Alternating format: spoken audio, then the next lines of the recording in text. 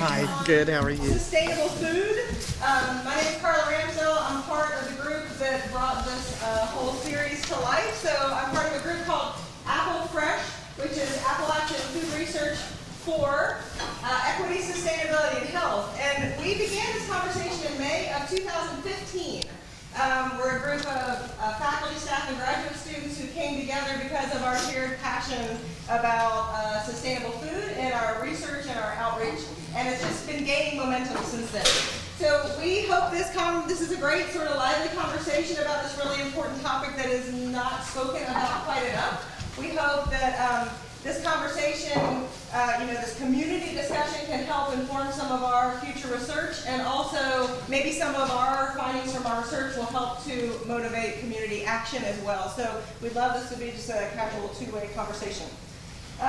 So it's a unique format. We have the great opportunity to use this fabulous space, and so feel free to go into the cafeteria if you would like at any time and get food, a lot of which is locally sourced. So Charlie Wall is here, who's the Assistant Director of our Food Services, and he's just going to talk for a couple minutes. He's super driven about incorporating local content into our food, and so go for it. Tell us, entice us. Yes, we use as much local food as we can in this food service area. Tonight we have the grill area. All the burgers came from North Fork Farms, right down the road. The sausage is used on the pizza every day is sourced from North Fork Farm as well. Tuesday nights in here typically are bratwurst night, and so we did not have brats tonight, but this is one of the one-off weeks that we do. We kind of rotate it out, and those are all sourced from North Fork Farms. All the chicken that's out there being used on the line is sourced right here in North Carolina. A lot of the greens that are on the salad bar, the kale that's out there is sourced here in North Carolina. Sweet potatoes, the potatoes, baked potatoes, the potatoes that are roasted out on the line are all sourced from right here in North Carolina. The tempeh comes from just across the line in Virginia. So we get all of our tofu and tempeh that we use in our vegetarian entrees come from across the line. The coffee you're drinking tonight is a Rainforest Alliance coffee. Not from North Carolina. So it's another sustainable initiative. So we work really hard with the sustainability department here on campus to try to make sure that we offer as many local and fresh items as we can. I love to tell the story that it's ironic that over 100 years ago when we founded this university, there was a farm right here where all the pigs, the chickens, the cows, the vegetables were all raised. They were brought right into the basement of our old cafeteria, processed, and it's took us over 100 years to finally cycle back around to that being the initiative. And I just think that's a wonderful thing and a wonderful tribute to the area and to the heritage, and that we are going back to some more, of people being more conscientious of where their food's coming from. And knowing and wanting to know what's in their food, and having food that is good and healthy, and I hate to say it, but sometimes you can not a lot of filler crap or whatever might be in their food. So that's one of our goals, is to try to get fresh and sustainable and local as possible, and the best ingredients that we can put in our food. So cool. So we do have some refreshments back there. I want to thank RIEEE on campus, who's the Research Institute for Economics, Energy, and the Environment, and they have funded this event. So they provided the refreshments and also provided the opportunity for tonight to be videotaped, edited, and posted to our website. So that the reach can be beyond the people in this group. So I encourage you to share that video with whoever you think might be interested. I did bring some flyers here also, and so we got high tech here. We got a QR code here which will bring you to the site where those videos will be posted. You're also free to take a flyer. This is a 4-part series, and this is the first. So we invite you to come back to the other ones. The next one will be March 23rd. That's on a Thursday, and the others will be on Tuesdays in April and in May. And so there's details. You can take a flyer, or to be more sustainable, you could just take a picture of this flyer, and then you could share it more easily with friends and bring other people along next time. We'd love to have them. So I will just turn this over now to our coordinators. Jackie and Grace are the ones that have really coordinated this discussion. I look forward to what they what they will share with us. So Jackie Ignatova is assistant professor in our Sustainable Development Department and serves on the board of directors at our local Blue Ridge Women in Agriculture. Her research examines the politics of the introduction of genetically modified crops in Ghana and its implication for food sovereignty. And then Grace Plummer is, she helps develop and manage research and outreach programs for Appalachian's Research Institute for Environment, Energy, and Economics. She also serves on the board of the Blue Ridge Women in Agriculture and studied food self-provisioning during her graduate studies in the geography department. So I'll let them introduce the rest of the people on the panel, but before I leave, I just found this fabulous quote from Gary Navham, which I thought was a great way to kick us off today about a seed. And so a seed is really something spiritual as much as it is something material. It contains a life spark that allows the regenerative process to happen. We need seeds because they are the physical manifestation of that concept we all call hope. So I think that's beautiful, and I will turn it over, and I look forward to what you all have to say. Thank you. All right. Well, thank you, Carla, for that introduction, and thanks. And if you want to be involved in other, discussions that Apple Fresh will have, I have a sign issue here, so really, it's all turned over now. You sure knows. Well, thank you all for joining us. You might have wondered what is food sovereignty, so I'm here to help contextualize the conversation and to get us to think about whether or not that concept has any relevance to our community. So the concept of food sovereignty has found its greatest expression in the work of a transnational peasant organization, La Via Campesina, and it's also a peasants' movement, which has spanned the world and has mobilized against multinational corporations, it's mobilized against genetically modified organisms, land grabs, and the lack of representation of their interests within their respective countries. And so just to give you a sense of how they define it themselves, in their 2007 Declaration of Nyeleni, they define food sovereignty in the following way: the right of peoples to healthy and culturally appropriate food produced through ecologically sound and sustainable methods, and the right to define their own food and agriculture systems. It puts those who produce, distribute, and consume food at the heart of food systems and policies rather than the demands of markets and corporations. So as I mentioned, this round table is designed to consider whether this is relevant to our community. Food sovereignty practices include those activities that decommodify food and seed and democratize the food system. Amy Trager of the University of Georgia states that food sovereignty aims to build ecologically based production models, develop post-capitalist politics of exchange, democratize decision-making in the food system, and reconnect food producers with food consumers. We can find examples of ecologically based production models in farms across the high country, as well as integrated in the curriculum of Appalachian State Sustainable Development Program. We can witness a post-capitalist politics of exchange in the Ashe County seed swap, as well as with the grand opening of the Watauga Seed Library that facilitate the free exchange of seeds. We can see democratization of decision-making in the food system with the work of the Watauga Food Council and the growth of community gardens on and off campus that allow all communities to access food. And the Blue Ridge Women in Agriculture's Food Hub and the Watauga Farmers Market join food producers with consumers in ways that enable us to reconnect with our food, farmers, and the beautiful land that brings us this bounty. In co-organizing this panel, I wanted to highlight all of these incredible practices that enact this concept of food sovereignty, that is the ability to exercise autonomy and control over choices related to food production, distribution, and consumption. And so with that, I'd like to turn it over. First, I'll introduce the panel as a whole, and then I'll turn it over to Shannon Carroll. So with me today, I'm very pleased to have Shannon Carroll, Quint David, Debbie Bauer, Julia Showalter, Lee Ball, and Grace Plummer. So I'll turn it over to Shannon to introduce the Food Hub.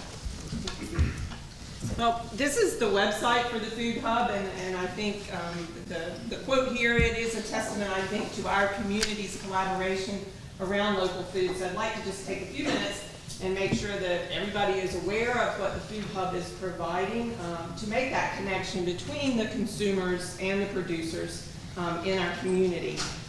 First of all, I want to just show you some of the folks that have been involved in helping us make the food hub a reality. So let's look at the funders.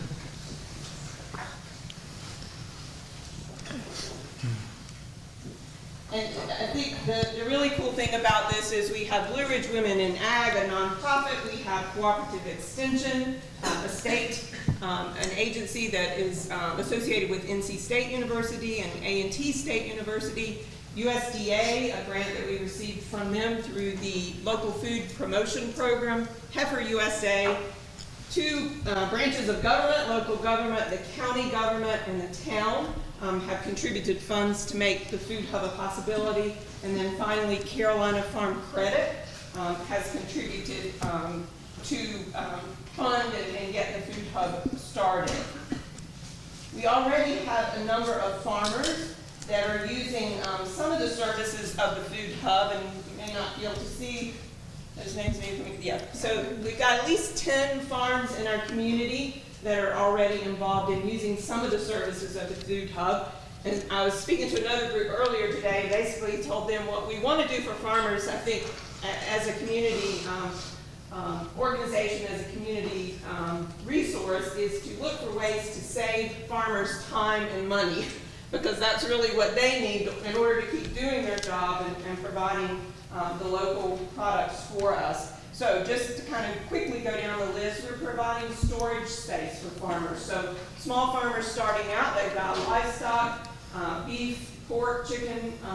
They need space to keep that frozen product until they can sell it. We've got 2 walk-in freezers, and they can rent as small as a 4-foot shelf in that walk-in freezer, which is going to be much more economical for them than building a walk-in freezer or purchasing a chest freezer that they've got to dig to the bottom of when they need to get something out. So for $5 a month, they can rent that one space. They can rent 6-foot shelf unit for $30 a month.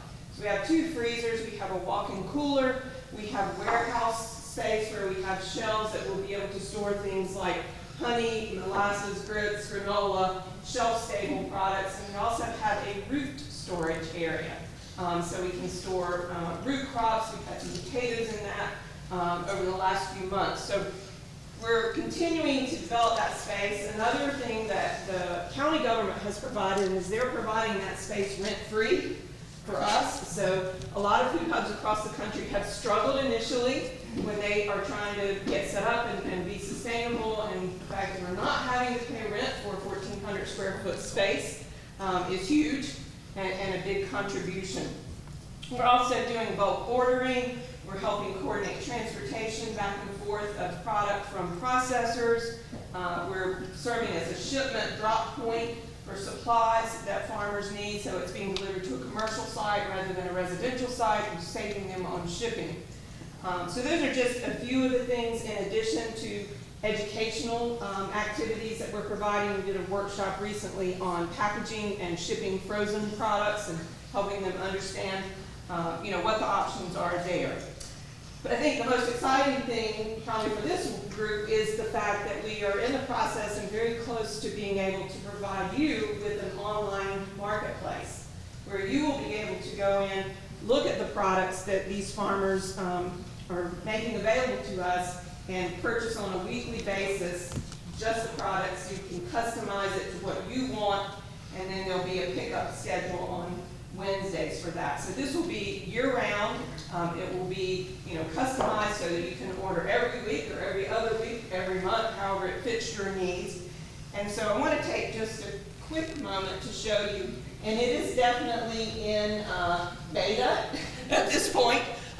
Colors and logos and everything, but this is what the website will look like, and you can see across the top, you've got the product list, you've got meet your producers, you can sign up as a consumer.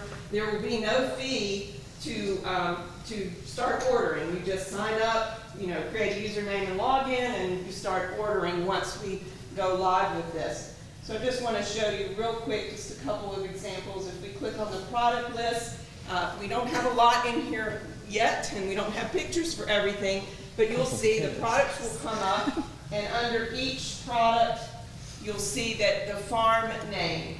will show there, and those farm names are clickable. So if I click on Octopus Garden, it will give you then a description of that farm, what their practices are, some of the things that they want you to know about in terms of their farm. The other thing with the products that you can do over here on the left is go to attributes, and you may not be able to read those. Let's see if I can. So you'll be able to choose that you only want products that meet certain attributes. So if I say I only want to look at the GMO-free products and click that, then it's going to bring those up, and there will be many more than 2 once we have this up and running. And then finally, meet your producers. We're again in the process of getting these set up, but here's Octopus Garden again, and the pictures are trying to load on the Wi-Fi, again with more of a description. And then down at the bottom, you will see the products for that particular farm. So I think it's going to have a lot of nice features for consumers, to make those connections with the farmers, with the producers in our local area, and then make choices that fit in with what your choices and preferences are for food products. That's basically it about the hub. Just real briefly, I also wanted to highlight a couple of other programs of Blue Ridge Women in Ag that help us make those connections between farmers and producers and help farmers be successful in our area.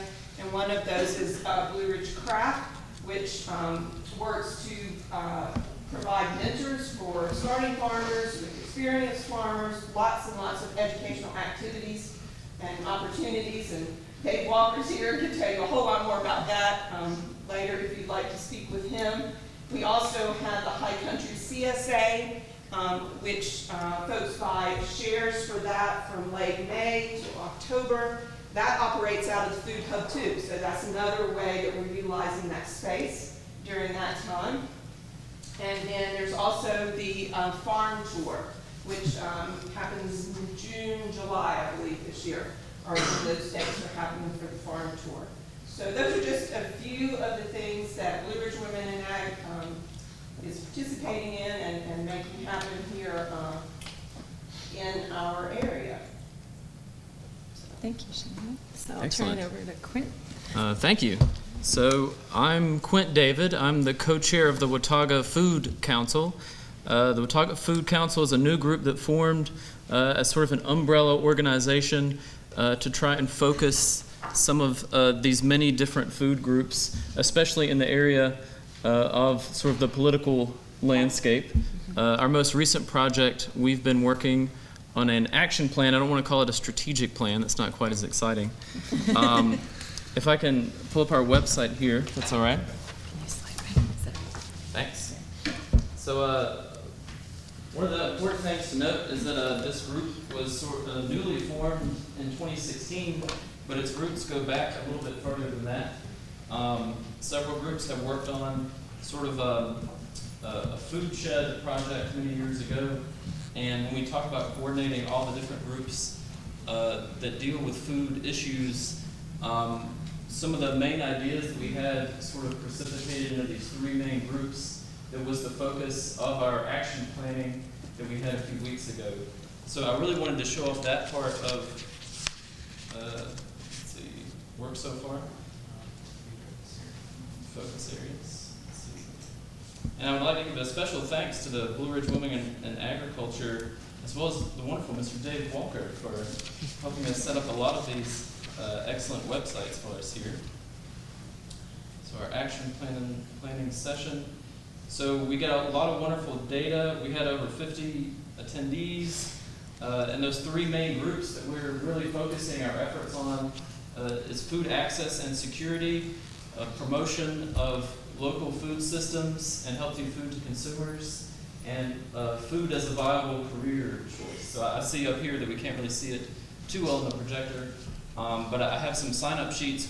Each one of these groups, we started as a main larger group. We broke out into 3 subsections, and I believe each one of those groups has met at least once now. So I'm not sure if all our panelists are involved in one of these groups yet, but I would love for you to sign up for one of these areas if you have time, as well as the folks out here in the room. Some of the main I guess, successes that we've gone through with this food council, looking at the food hub that we've done, which was a wonderful partnership between the town and county governments. Who would have thought that government could actually work together on something? Thank goodness, it's very, it makes me feel good in times like we have today, that we are able to get some things done. The action planning session is hopefully going to lead to more opportunities for us to work together and for more events and projects for us to plan. So the Blue Ridge Women Ag have a wonderful Greening Our Plate month coming up here in April with more events. If you'd like to sign up on our list and get in contact with what these other specific food area focus groups are looking at, if you have an organization or just as an individual that wants to participate, we're kind of going from this top-down umbrella, strategic and action planning kind of angle here. And I would love for you to be involved. So if you'd like to be involved in that process, please get in contact with me or Margie Mancher at the Cooperative Extension, and we'll go from there. So Thanks so much, Quinn. thank you. Awesome. So now I'll turn the floor over to Debbie Bauer. Hi, I'm Debbie Bauer. I'm a garden coordinator at Bethel Elementary School with the Let Us Learn project, which is connected also with the community of gardens with Blue Ridge Women in Agriculture. And Bethel is located in western Watauga County, and many people call that area a food desert. We have one little store out there, and they might have potatoes and onions and tomatoes sometimes, but as far as very much fresh food, it's not available. People have to drive 20 miles into town. So when I first moved there, all the fields were filled with tobacco. And I guess when the subsidies dried up on the tobacco, most people used their fields then for cattle, horses, and planted Christmas trees. But I couldn't believe that nobody was planting other types of crops instead of the tobacco. And it's still the same out there. So I find that really sad. So I feel privileged to work at Bethel Elementary with the classes to teach the kids how to grow their own food, care for a garden, learn composting, become aware of the importance of pollinators, and we harvest and prepare what we've grown in the classroom. And this year we're going to start a seed-saving garden so we can grow out plants and take them to the new library. So in my capacity, it's really a pleasure that I can pass this knowledge on to the students, and they can grow their own food and learn how to eat healthy, share seeds with others, and taste foods that they've never eaten before. And luckily, most of them love kale now. I am also a member of the Watauga Seed Library Committee. Our seed library will open April 1st, at the Watauga Library. Our mission is to have free seeds available to promote gardening and seed saving, to ensure food security, to build community resilience, self-reliance, and a culture of sharing. Our goals are to promote and preserve seeds adapted to our area, to buffer climate change, to provide information, education, and instruction about sustainable gardening and seed saving, and to gather stories about the historical and cultural significance of the foods grown in Appalachia and specifically our region. So in a nutshell, the library works like this. You come in and check out seeds. You don't have to have a library card to do that. Plant, grow, harvest, and save some seeds to bring back to the library so we can share them again the next year.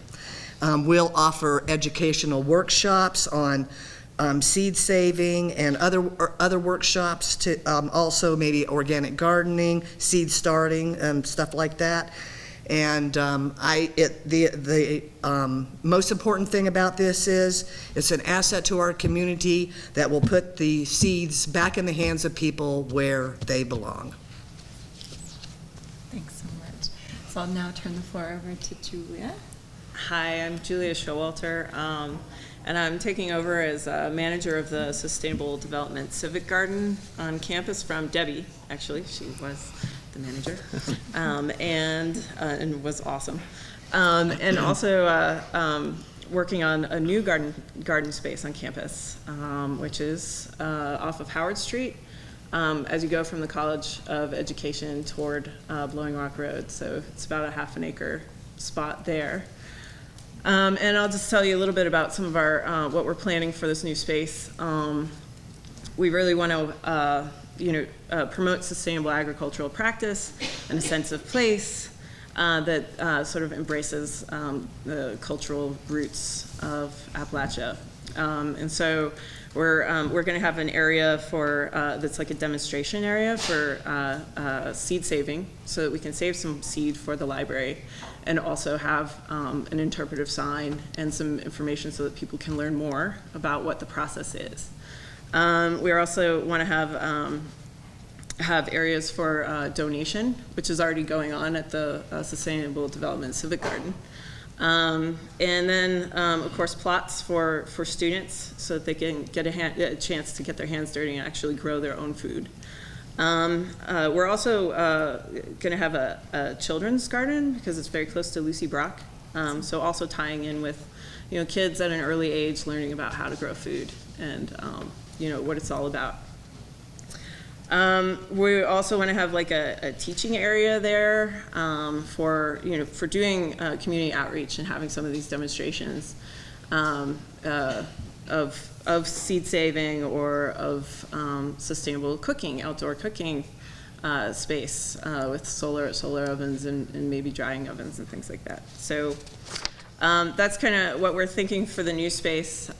We're trying to source as much local materials as possible. We're getting boards from the SD farm, so black locust boards from EM, which is pretty cool, and compost from campus. And there are a couple volunteer days coming up in April, so April 15th and April 22nd, so mark your calendars, come out and help out with that. I think it's going to be a fantastic space. Not only is it a place where people can come to learn, but also just a beautiful space where people will be drawn to come experience, which is great because it's also a place where we're growing food. So sort of bringing those two together. And we're coming up with a name. This is the one that's on the table right now. Appalachian Roots Sustainable Garden. So it's a new space name. So, I don't know. Got to judge the audience. I like it. Yeah, thumbs up. All right, thanks so much, Julia. I'll turn it over to Lee.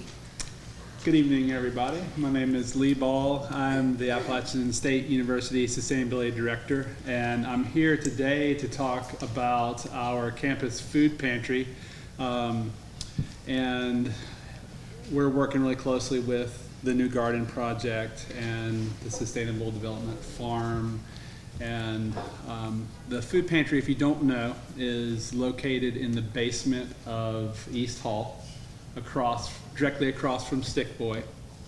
And this project's really about food access and really trying to help with the food insecurity problem that exists in Western North Carolina and especially on our campus.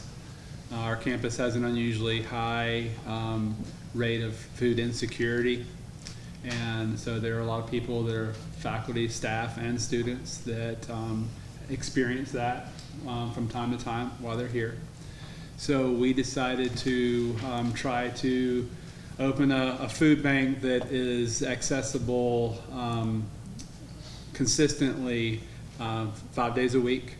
The food pantry is open Monday through Friday from 8:30 to 5. Often there are people there after 5, so don't hesitate to come after 5, but usually our hours are typically 8:30 to 5. People also come earlier than that. It's open for faculty, staff, and students, and no questions are asked. When you come into the door, there's a variety of different food types. We're really trying to promote healthy food when Fresh food is in season. We're going to have those options from some of our local campus gardens, in addition to the Sustainable Development Farm. And we're also sourcing some bread from Sick Boy as well. They've been very generous to us. And we're supplementing with our non-perishable foods as well. We're focusing on real food that's not processed, food that's not high in sodium, high in fats, and it's being used. We're seeing people every day coming in. All you have to do is, like I said, we don't ask your name. We're not asking anybody to swipe an ID. We just give you a bag and actually allow you to choose the food that you want.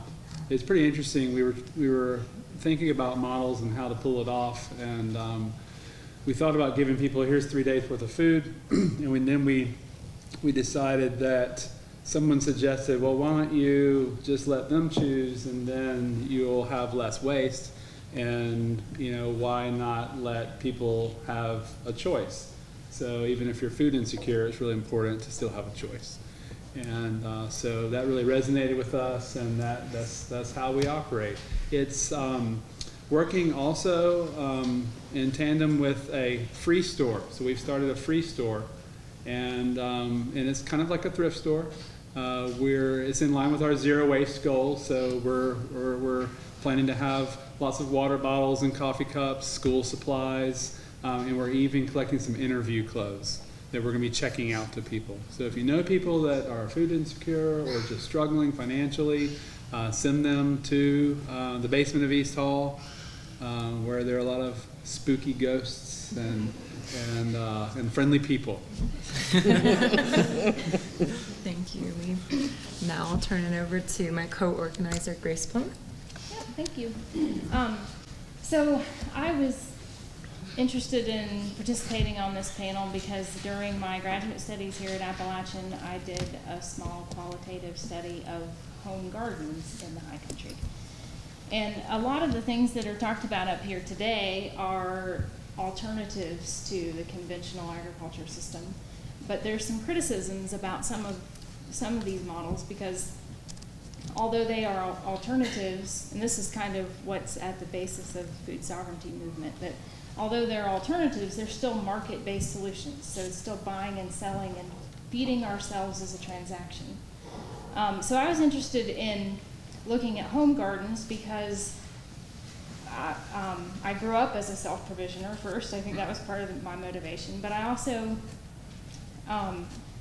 see it everywhere, especially here in Appalachia. We see home gardens. I see them quite frequently. I live out in the Vilas area.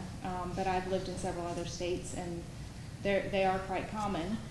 But in looking at sustainable food systems in my coursework, I didn't see much about home gardens. So kind of, why isn't there much about this? Why aren't we talking about this as part of the food system, as a more sustainable version of a food system?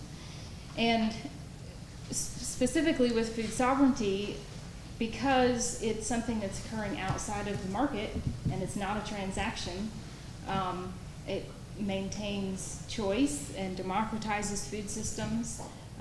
So in a lot of ways, it's a very food sovereign practice. So I'm just going to talk briefly about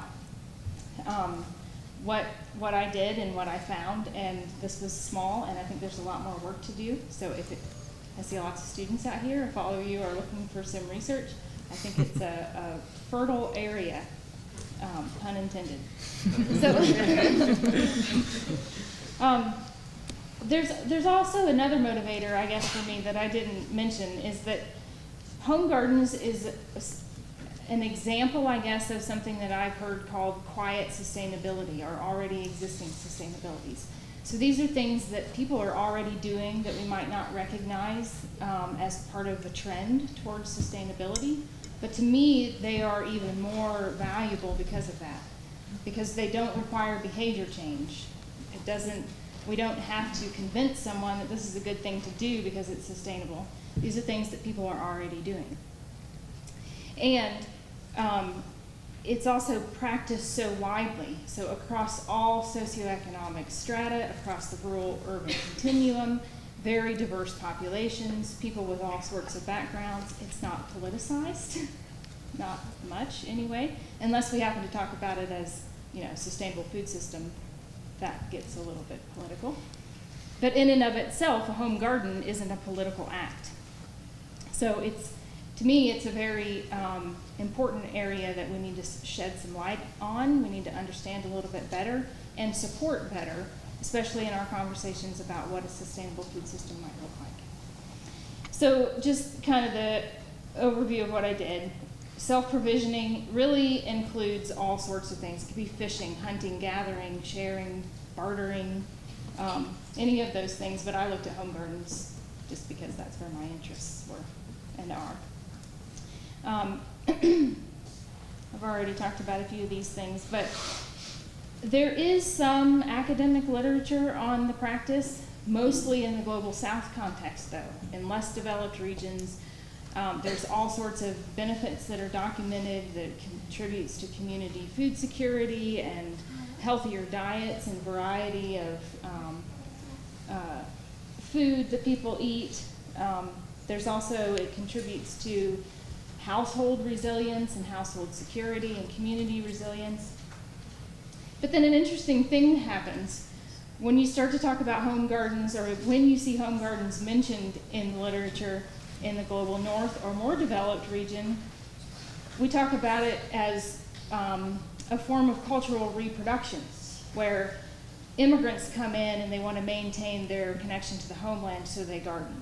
Or there's only a few ways. Or we happen to talk about the historical context. When was home gardening popular? When was it not? What sort of happenings or historical context contributed to the popularity of it and whatnot. And then the other way, which is much more common and a little unfortunate, is as an economic coping strategy.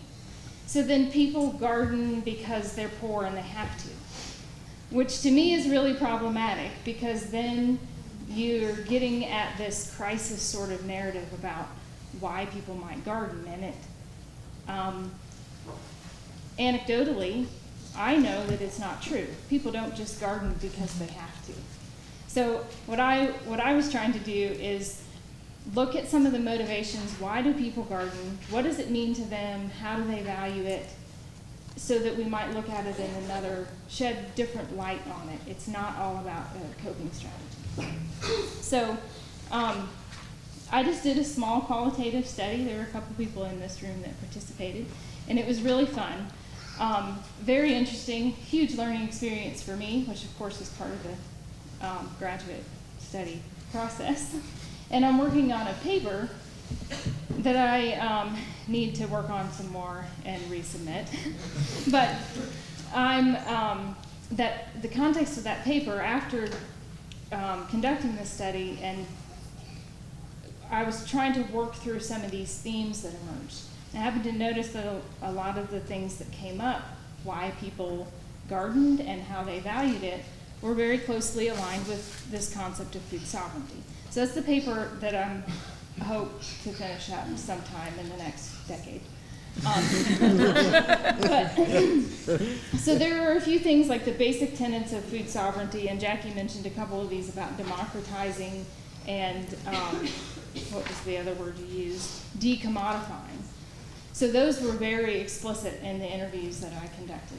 People were talking about how they valued food and this process of producing food in their home gardens as way more than just sustenance. It was about more than the food that came out, the calories that came out of the garden. It was about well-being. It was about being connected with the earth and the rhythms of the earth and cycles and processes and all of that. And then this democratizing, so getting community control back into the food system. Home gardens are an obvious and very real way in which that's happening, because people know there's an exchange of knowledge that occurs in a lot of these gardens, where people are maintaining tradition, they are maintaining knowledge about how to grow, and also maintaining heritage varieties and certain types of seeds like Debbie mentioned that are appropriate for this region, that sort of thing, and not what you can get off of the shelf at Lowe's. And, you know, it might be appropriate for Nebraska, but not for the mountain region in North Carolina. A lot of the gardeners that I interviewed too were actively participating in community food projects of one sort or another. Some of them were, they volunteered on community gardens or coordinated community gardens. They were working on garden-based education projects, things like that, to ensure that the knowledge and the know-how and all of that is perpetuated and it doesn't end with their generation. So I think in the end, the big takeaway for me is that home gardeners are opposing this market logic that is the foundation of our conventional food system.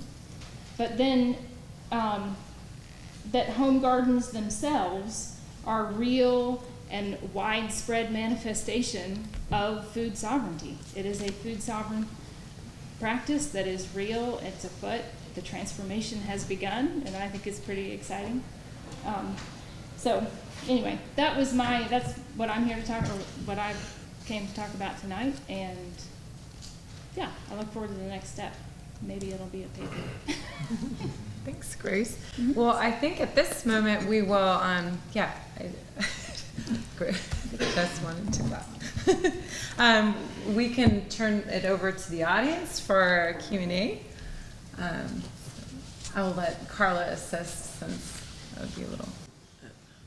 Anybody have any questions for any of us? Do you want to hand this to whoever's talking?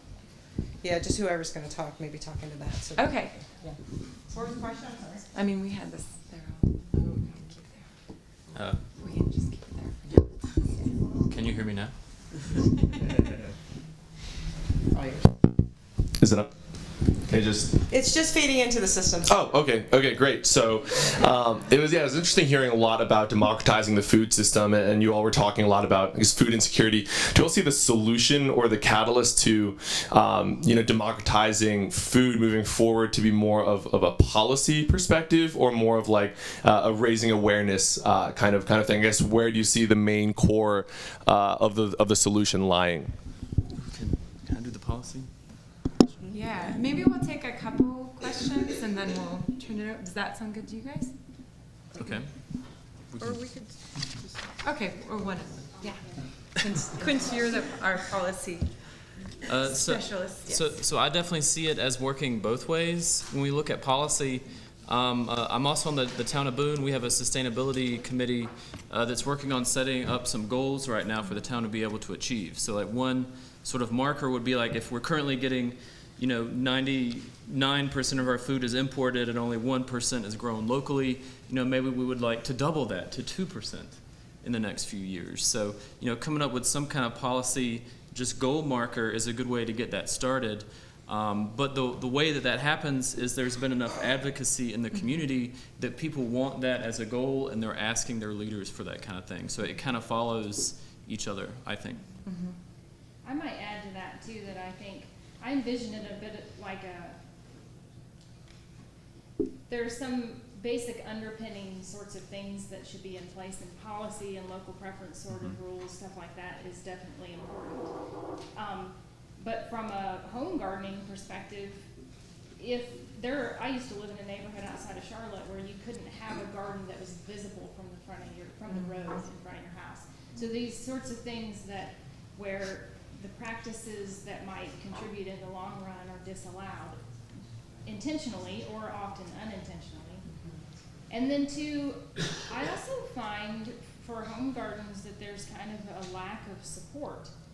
I could go to and this is just, I'm sure this is a historical development of the Extension Service, but the Extension Service offers lots and lots of services if you are an agricultural producer contributing to the food economy. But what you can get as a home gardener is growing, and it is pretty good. I can't hear you. Sorry. That's okay. But I think there's also room for more support of home gardens and normalizing that as part of the part of American life. Another question? So we can't hear this, but it's feeding into our system, so. I can talk loud. That's good. That'll feed into it. Perfect. Thank you. Is there a projected date as to when the High Country Food Hub may launch? I'm sorry, I don't want to be that guy that lying to a date, but just curious. My goal was sometime in March originally. What I'm running into right now is the hardest part of that, getting that to happen, is getting the farmers to be able to find the time they need to get their products in the system. So working very hard to try to make that happen and do it in ways that would be as easy for them as possible. But soon, I hope, maybe the end of March, middle of April, would be a projection. Don't hold me to it. Okay. Yeah, and I was just curious because I'm super anxious for it. It's just an awesome idea. It's just a process, and we'll probably do a couple weeks of just sort of a trial run with friends and family before we go live with everyone. But You're also soliciting feedback, right? oh yes, and I did not mention that. Thank you for reminding me. When I showed you the Food Hub website, which is foodhub.bria, BRWIA, Blue Ridge Women in Ag.org. There are 2 survey links at the top, and I know we all love surveys, but we really need your input. One is for producers and one is for consumers. So you can go in and fill out that survey and tell us what kind of products you would like to see available at the Hub for purchase, what kind of schedule would work best for you in terms of pickup and that sort of thing. So please go to that website. Again, it's foodhub.bria.org. Awesome. Thank you.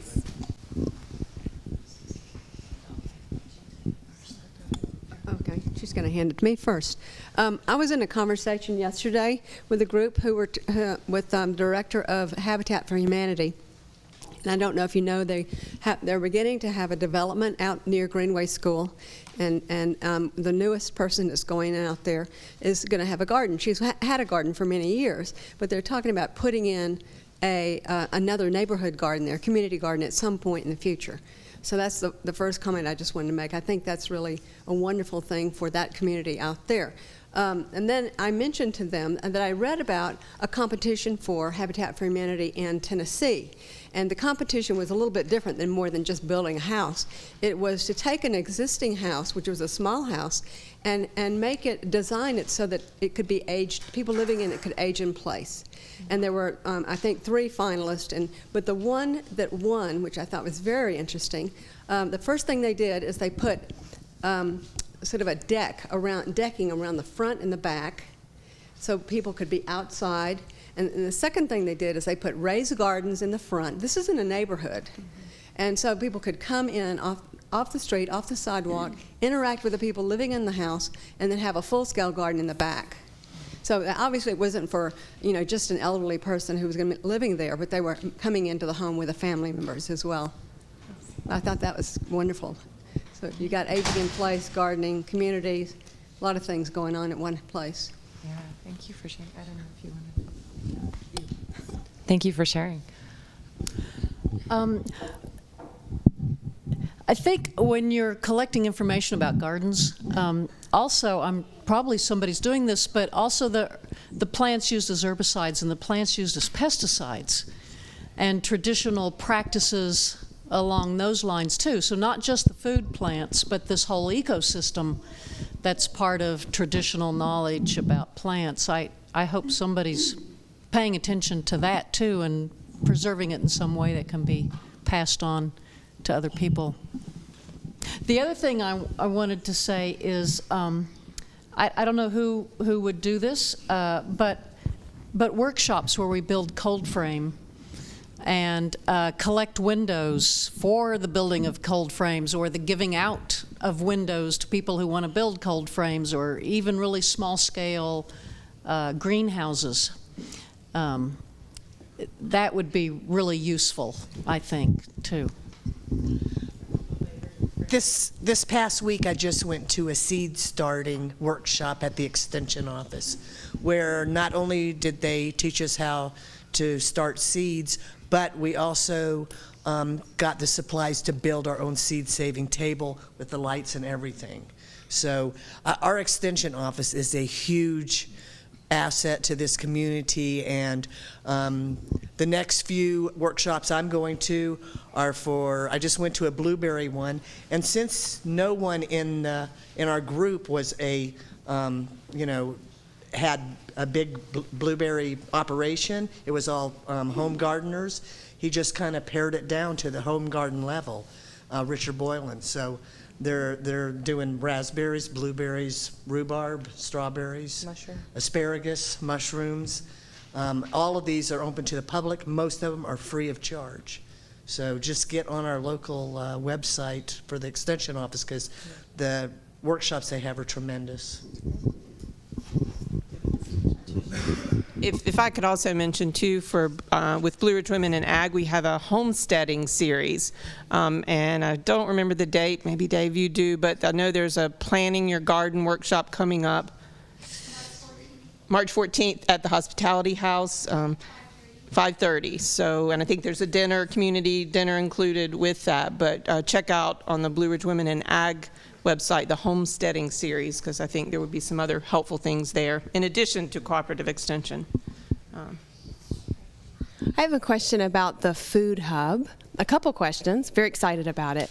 I'm a consumer and semi-producer in Ashe County, and I wonder what the kind of geographic scope is for Ashe. I'm thinking about a lot of the producers that are farther out in Ashe and how they might kind of plug into some of the resources of the food hub. That's the first part of the question.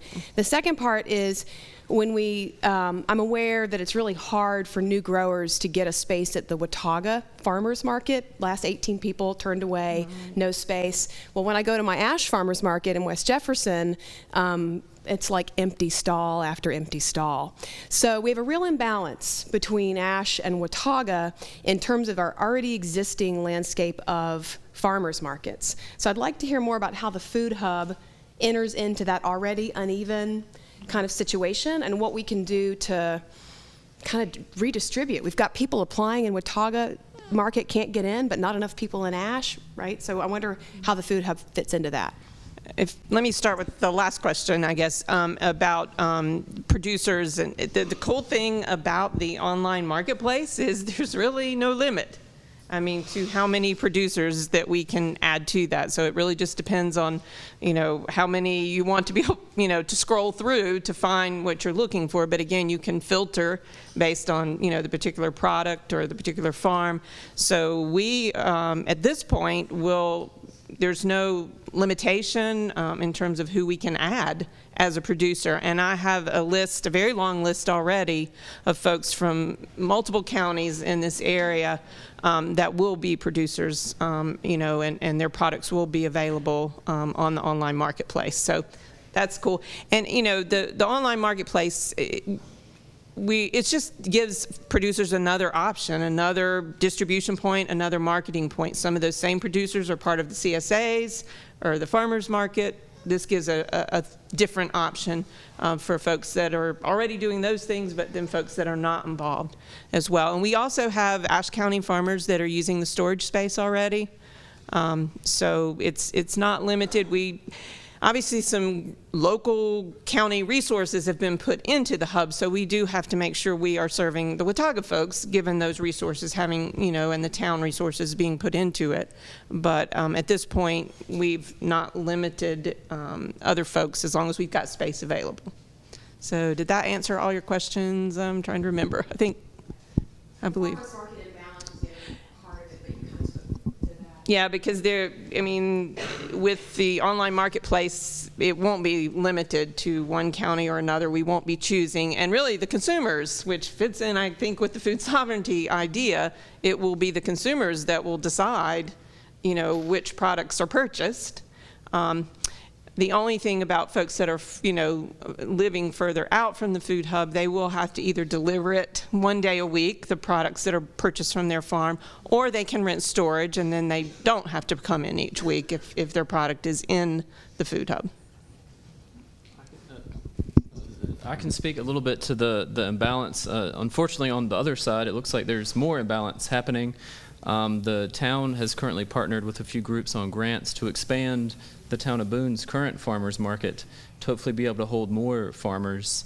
And there's also maybe a midweek farmers market being looked at, mostly because a lot of the clientele is actually already here in Boone. So a lot of the farmers, even if they are in other counties, because we have a lot of traffic here, the market ends up being here as well. So it's not necessarily that we don't want a farmers market in Ashe County or surrounding us.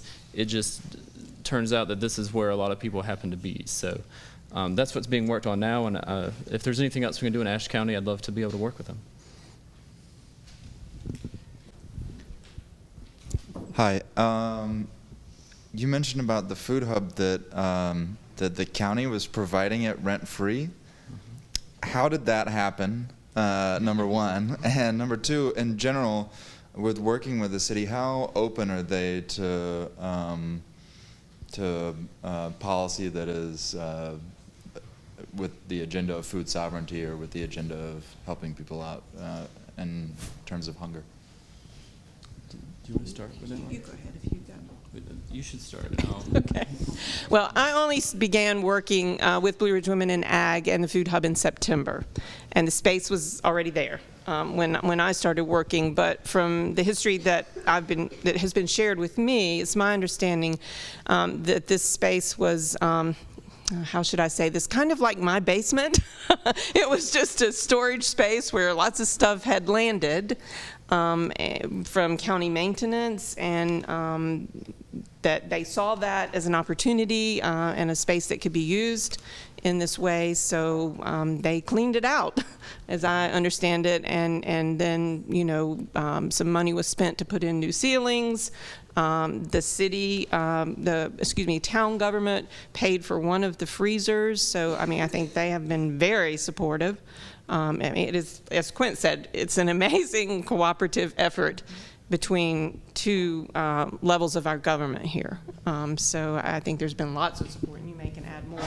Sure. So one of the things that I've been working with over the last few years is the town has restarted a permanent sustainability committee, and part of that is those goals, like I mentioned, maybe increasing local food in our region.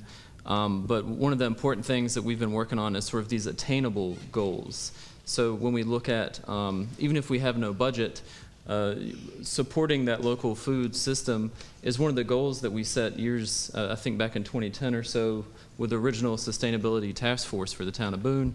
So when an opportunity comes up, like supporting the food hub with just a minor couple of tens of thousands of dollars, it's an easier ask when the town has already said that that's something that they want to do and they want to support. So the policy that has support these food initiatives at both the county and town level, whether it's supporting farms or supporting the farmers market, there's already been years of this sort of bipartisan support.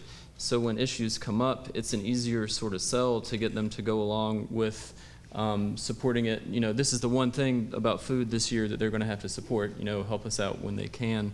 So it's been relatively easy, I think. But, it's sort of one of those initiatives that you have to redo every year. Every November there's an election, so there's new people involved that maybe don't know the history of the food hub or don't know the history of the cooperative extension or the farmers markets. So you have to do this sort of re-education process as you go on. And that's something that I'm hoping that the Food Council can help with. And it seems like we've been successful so far. But November's coming up sooner than later, so it'll happen again this year.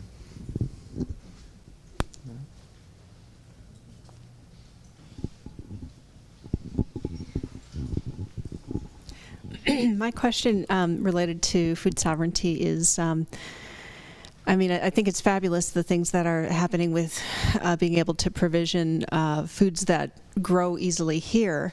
Someone had asked a question about cold frames, and I want to sort of tie that connection in with your consumer survey of how do we start to build the infrastructure for the foods that we don't generally grow here. Like, and at what point would I be willing to pay for a lemon that is grown in a greenhouse and to support a farmer who would be willing to take the risks of designing the infrastructure and building the market to help the farmer build the market for those more difficult things, and to help educate consumers to think about the $10 lemon that might the value of why I would prefer to buy a local food rather than go to Harris Teeter.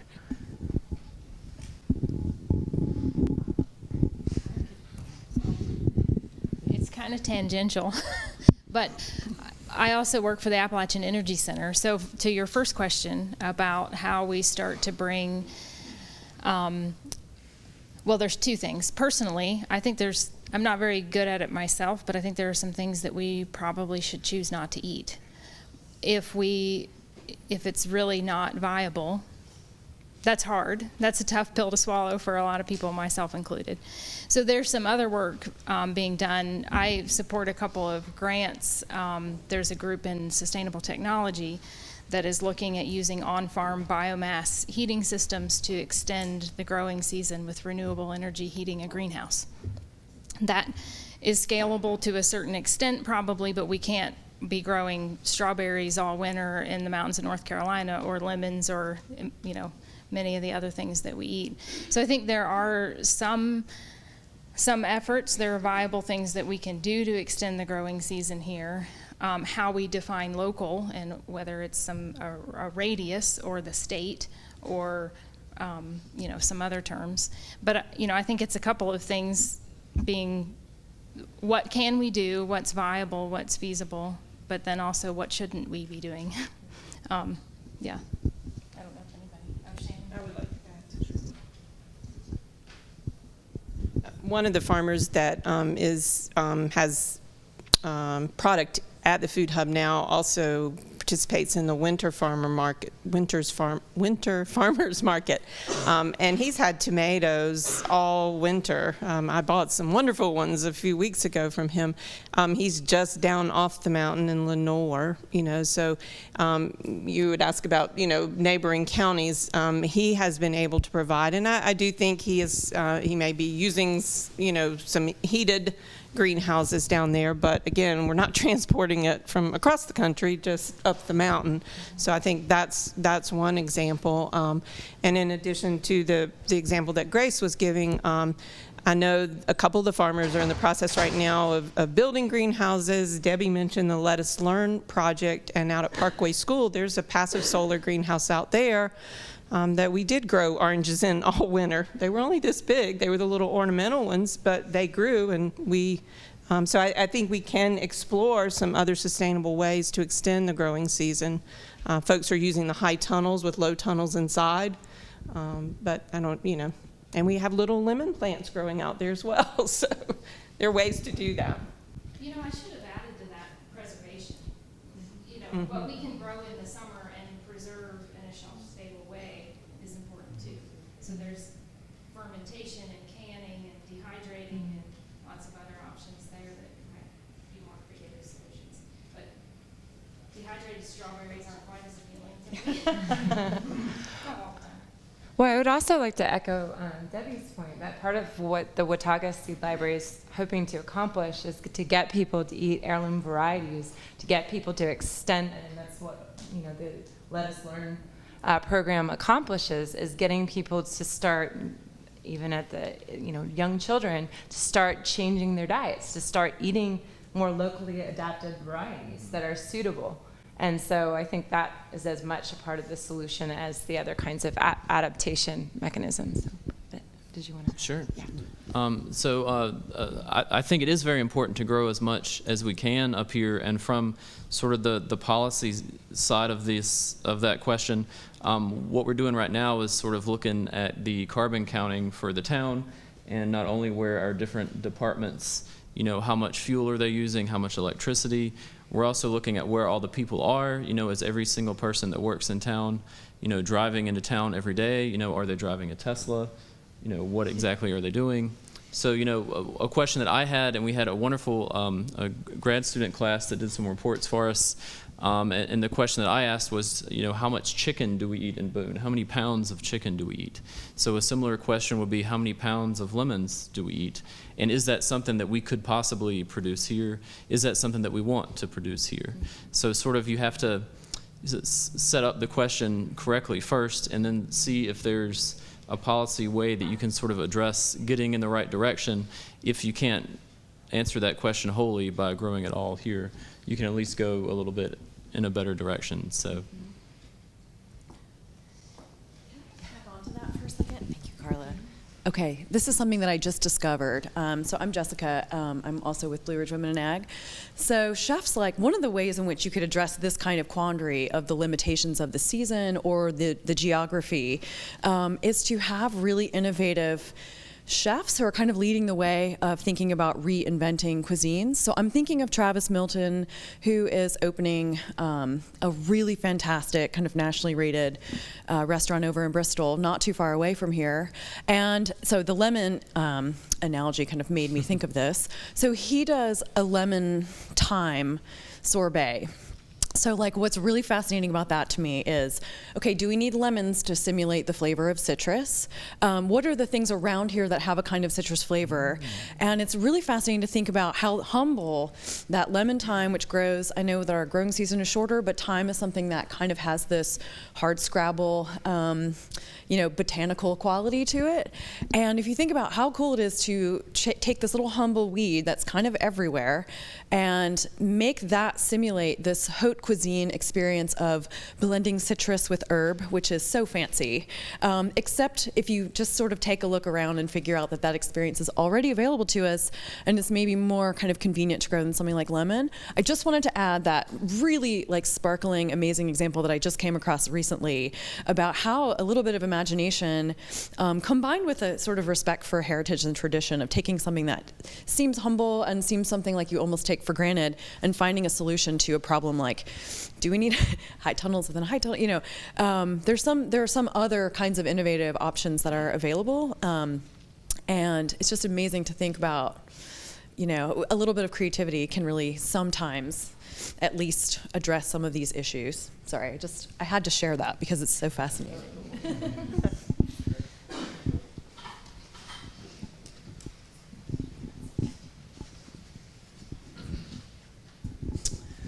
I have a more general question for you. It seems from the discussion tonight that we have some great things going on in the community, and we have some great things going on at the university. And now, I happen to know several of you, so I know that you work in both places. So there's that connection. But should we be formalizing that connection more between the community food sovereignty efforts and the university's efforts? Or does that ruin it? Will we mess it up if we formalize it? But I think about the students the most.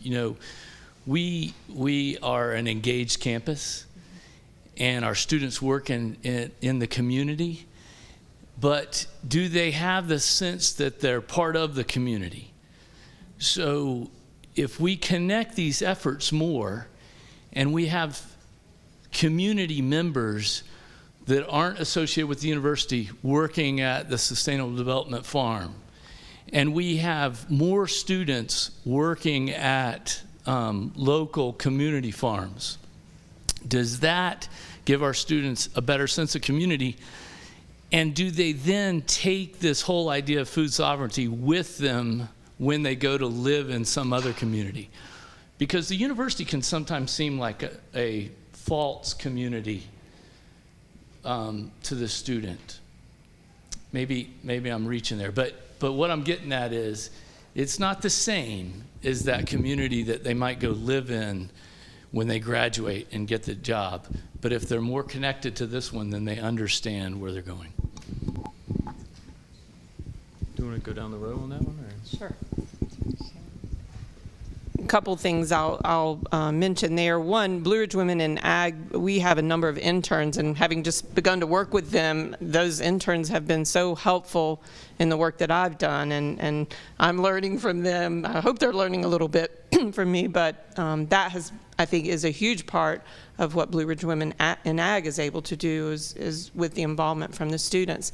The other one, Debbie and I had the opportunity to go out to a school garden support organization, Leadership Institute, in December at Life Lab in California as a part of our work with Let Us Learn. And we learned from one of the other participants there at the University of Tucson, I believe, University of Arizona at Tucson. They have a class where students every semester are trained to work in the community gardens as a part of that class, but they're talking, they're getting the academic side, of that, but as well as the practical side.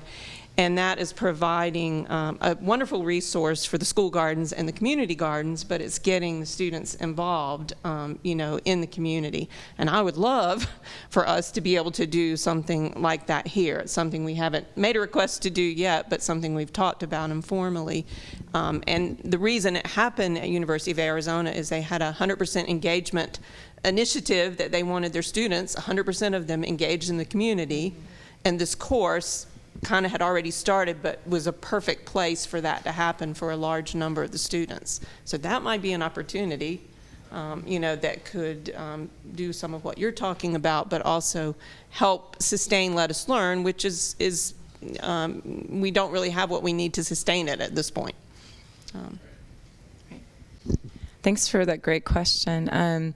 So in terms of, I would echo Shannon's point that at least in my department, sustainable development, internships are really an important part of their learning experience, and a lot of our students have interned with Blue Ridge Women in Agriculture. I think we had just one that joined Watauga Food Council, certainly with Debbie over the years. At the Child Development Center. Right. Nutrition. Right, and also Lee's office as well, the Office of Sustainability, and I think that's also on campus, so that's not really making my point. But we have certainly this engagement is a critical part of the learning experience we're hoping to cultivate in the department. And so, and we have examples of students that have stuck around or done the boomerang, coming back after some time. So I think that through those kinds of engagement, I think we are cultivating more of that community than other places I've had the experience of teaching in. And I love the idea of also welcoming community members onto the Sustainable Development Farm. I also want to say that we're changing the rotation, so we're going to have the Food Summit in the fall.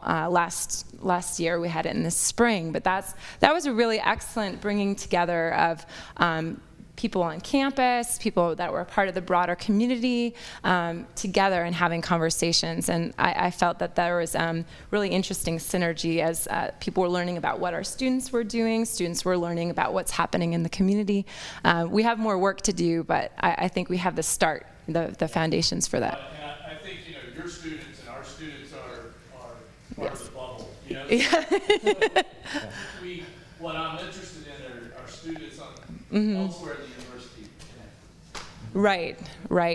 I know for our principles of sustainable development, one of the activities, that is the general education class, is to have a community engagement assignment, which probably gets a lot of the students out and about in the community. So I'll turn it over to Quint. Sure. Yeah. So as one of those students in the bubble that stuck around, I had the wonderful experience of getting elected and serving on the town council in Boone for a while. I've retired from politics since then. And one of the things that I noticed was towards the end of every semester at our public meetings, suddenly there would be all these students there trying to fulfill their requirements to attend a public meeting. It was wonderful. But that works really well. You guys should keep doing that. And unfortunately, that's sometimes the only time you see them. So in my time with the town, we started some new internship programs with a lot of the other departments, not just the fun ones. Even like the police department has some excellent internship opportunities. So what we're trying to do is engage more, not just with the bubble that is interested in the kind of sustainability movement, but all the different departments in general. So there was actually a town and gown committee for a while where the faculty and some of the town and county public representatives would meet and make sure that they were on the same page about different issues. So I'm not sure if they're still meeting now. I'm not there, so who knows what they're doing. But in the big picture, something like that 100% engagement initiative, I think, is wonderful, and something that I think we should all be working towards. I'm not sure from the community and the town's perspective what exactly that would look like, but I think that's something that we should all strive for.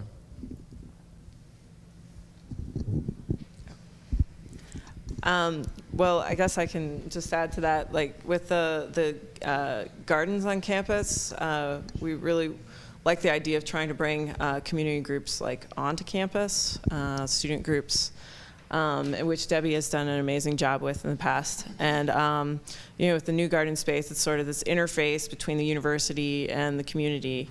So it's kind of an ideal place for working with Blue Ridge Women in Agriculture, working with the extension with Richard Boylan to try to get do more outreach and more extension with those spaces. So I don't know. The Town and Gown Committee does still exist, but it doesn't meet enough, I don't think. And there's certainly traditionally a lot of tension between town and gown, but there's a lot of engagement, and students and faculty are doing amazing things all over the place. So I think where I think we lack in coordination and maybe formalizing is in tracking all of the efforts that are out there and identifying them and kind of mapping them. So Jeff knows that our office is involved with projects such as this. We find that people are doing sustainability work in areas such as food in all kinds of departments on campus. So it's not just those usual bubble suspects. We've got people doing this type of work in the arts and in psychology and just really all over the place on campus. So I think where we struggle is really knowing exactly who's doing what, and so we're trying to get better at that. But I kind of pondered on your suggestion. Is it a disadvantage? And sometimes I think formalizing things makes it a little too rigid, and it doesn't allow for spontaneity and creativity. And so we have to find that sweet spot, I think. I would only add that I think I was kind of envisioning a Venn diagram while you were talking about all these communities. And the campus is not a single community either. And I think gardening and home gardens is one area where very different people on campus can find commonality and find common ground. And what a student might learn, like you brought up a little bit ago in your question earlier, ma'am, was what a student might learn from interning with Blue Ridge Women in Ag and one of the farmers that they work with versus a staff member who's been gardening 3 generations, in Bethel. It could be, a very different thing, very different outcome and a different kind of engagement, and all of the above, I think, is great. I think in the interest of time, we'll take maybe one more question, just to keep it reasonable for the evening. Does anybody have another question? Well, not a question, but maybe that gentleman's question, if there's students in the room who've done community internships in the area of food. If any of you would be willing, and I know 2 of you have interned with us, so not to put you on the spot, but any others who've done farm internships, if you could share about any sense or not a sense of engagement with the community you worked in.